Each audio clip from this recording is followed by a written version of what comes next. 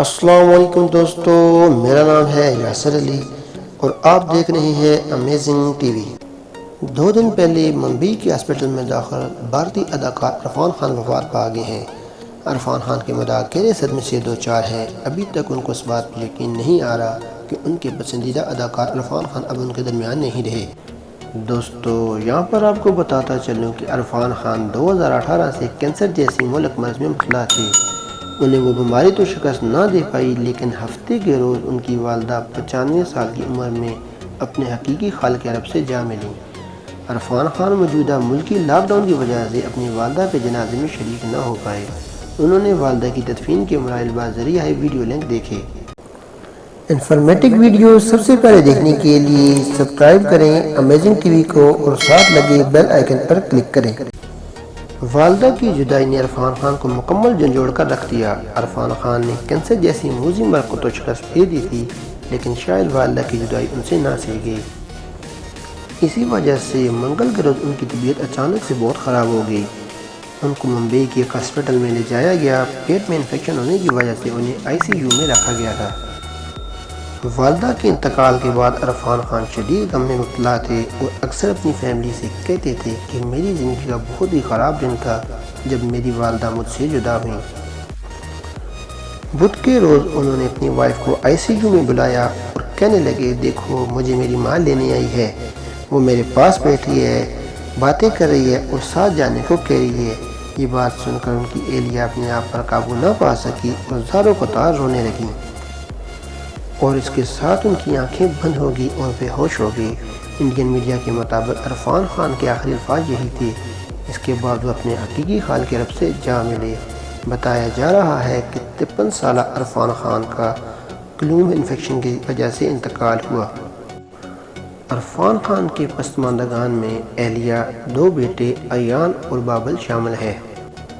واضح رہے کہ عرفان خان کو 2018 میں کینسر جیسی مرض تشخیص ہوئی تھی، جس کی اطلاع انہوں نے اپنے مداحوں کو خود ٹویٹر کے ذریعے دی تھی۔ انہوں نے اپنے پیغام میں شیئر کرتے ہوئے کہا کہ زندگی میں کچھ ایسا اچانک ہو جاتا ہے جو آپ کو آگے لے کر جاتا ہے۔ میری زندگی کے گزشتہ چند برس ایسے ہی تھے، لیکن میرے آس پاس کے لوگوں کے پیار نے مجھے امید پیدا کی۔ دوستو، بہت سے لوگوں نے ان کے لیے دعائے مغفرت پر اعتراض بھی کیا، لیکن یہ معاملہ ہمیں اللہ تعالیٰ پر چھوڑنا چاہیے، کیونکہ وہ جسے چاہتا ہے بخشتا ہے اور جسے چاہتا ہے سزا دیتا ہے۔ لیکن دوستو، اس بارے میں دیکھتے ہیں کہ علماء کرام کا کیا کہنا ہے۔ جو رمضان میں مرتا ہے اس کا حساب کوئی نہیں، اس کا حساب چل بھائی چھٹی کر۔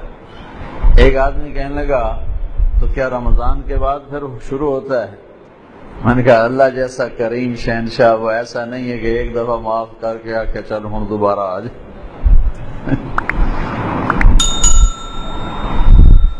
جب وہ ایک دفعہ اس نے چھوڑ دیا، اب دوبارہ وہ اس کا کھاتا نہیں کھولے گا کہ چل آپ رمضان گزر گیا چل کن نہ پلے۔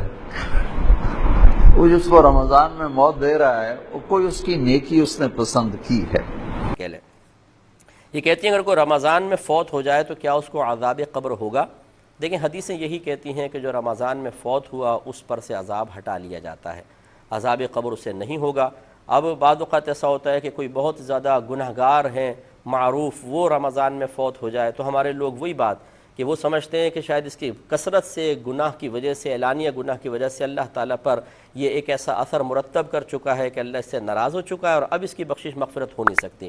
اب جب اس قسم کی حدیثیں ذکر کی جاتی ہیں جی رمضان میں اگر کوئی فوت ہو جائے عذاب قبر نہیں ہوگا، بولتے ہیں کہ آپ کی رائے کے اظہار کے لیے کمنٹ سیکشن کھلا ہے، پھر بھی کچھ نہیں ہوگا۔ اپنی قیمتی رائے سے ہمیں آپ آگاہ کی کریں۔ جیب سے کوئی پیسے نکال رہا آج کی ویڈیو یہیں تک تھی، امید ہے آپ کو پسند آئی ہوگی۔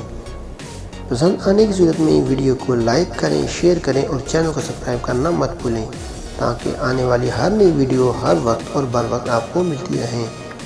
میں ملوں گا اب آپ کو ایک نئی انٹرسٹڈ ویڈیو کے ساتھ، تب تک کے لیے اپنا بہت سارا خیال رکھیے گا۔ اللہ حافظ۔